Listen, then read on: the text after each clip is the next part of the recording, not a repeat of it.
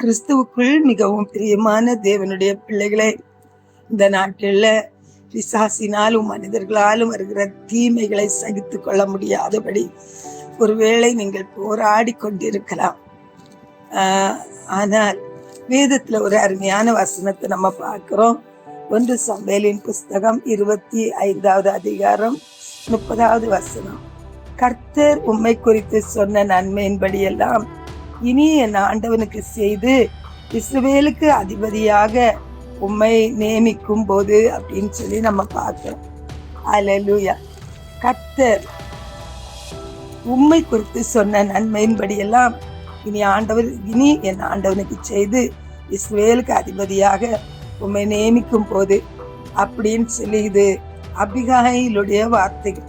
இந்த அபிகாயிலுடைய கணவன் நாபால், அவன் ஒரு பொல்லாத மனுஷன், அவன் ஒரு பேலியாளின் மனுஷன், அவன் பைத்தியக்காரன், அவன் ஒரு கோபக்காரன். என்ன சொல்லுவதென்று தெரியாதபடி தேவையில்லாத காரியங்களை பேசி தேவையில்லாதவைகளை செய்து தன்னுடைய குடும்பத்துக்கு சாபத்தை கொண்டு வருகிற ஒரு மனுஷன். ஆனால் அவனுடைய மனைவியோ தேவ சமூகத்துல காத்திருந்து அந்த சாபங்களை ஆசீர்வாதமாய் அவள் மாற்றிக்கொள்கிறத நம்ம பார்த்தோம். ஆமேன். இந்த ஒரு அபிகாயில் அவள் தன்னுடைய கணவன் செய்கிற காரியங்களை எல்லாம் அறிந்திருந்து கூட அவள் தேவனுடைய சமூகத்துல காத்திருந்து கர்த்தருடைய வார்த்தைகளை பெற்று கொள்ளுகிற ஒரு சகோதரியாய் இருக்கிறதை நாம் பார்க்கிறோம். அல்லேலூயா.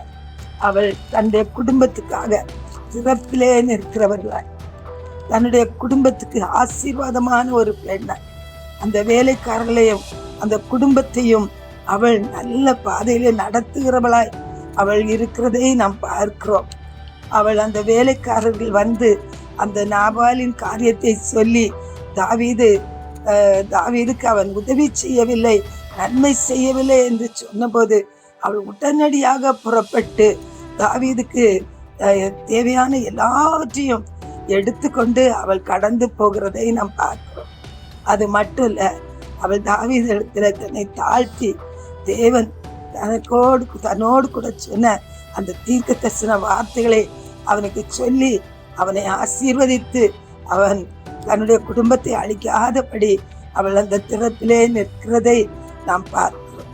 ஆகவே குடும்பங்கள்ல, அநேக குடும்பங்கள்ல சத்ரு எத்தனையோ விதமான தீமைகளை கொண்டு வரும்போது ஒருவேளை நாம் பயந்து, ஒருவேளை நாம் கலங்கி திறப்பிலே நிற்க முடியாதபடி, தேவனுடைய வாக்குத்தத்தங்களை விசுவாசிக்க முடியாதபடி, தேவனுக்காக செயல்பட முடியாதபடிக்கு ஒருவேளை நாம் கட்டப்பட்டவர்களாய் காணப்படலாம்.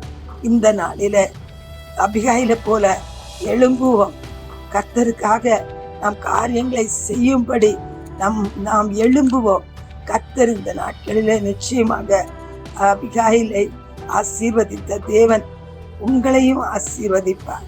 அபிகாயிலுடைய குடும்பத்தை பாதுகாத்த தேவன் உங்களையும் பாதுகாப்பார். அவருடைய வருகைக்காக ஆயத்தப்படுத்துவார். அவருடைய நேச மனவாட்டிகளாய் அவர் நிறுத்துவார். அல்லேலூயா. பரலோக தகப்பனே, மக ஸ்தோத்திரம் அப்பா.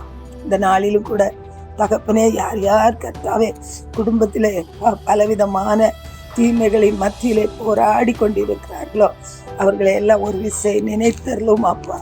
அவர்கள் கடந்து போகிற இந்த தீமையான பாதையில தேவனாகிய கர்த்தரப்பா, நீ நன்மையாக சொன்ன ஒவ்வொரு வாக்குத்தத்தத்தையும் அருமையான பிள்ளைகளுக்கு இனி நிறைவேற்றி கொடுத்து ஆண்டவரே அவர்களை சமாதானத்தினாலும் சந்தோஷத்தினாலும் நிரப்புவீராக, அவர்களை சந்தோஷப்படுத்துவீராக. உங்களுடைய கரத்திலே உங்களுடைய பிள்ளைகளை ஒப்பு கொடுத்து ஜெபிக்கிறேன். இயேசுவின் நாமத்தில் ஜெபம் கேளும் பிதாவே. ஆமென்.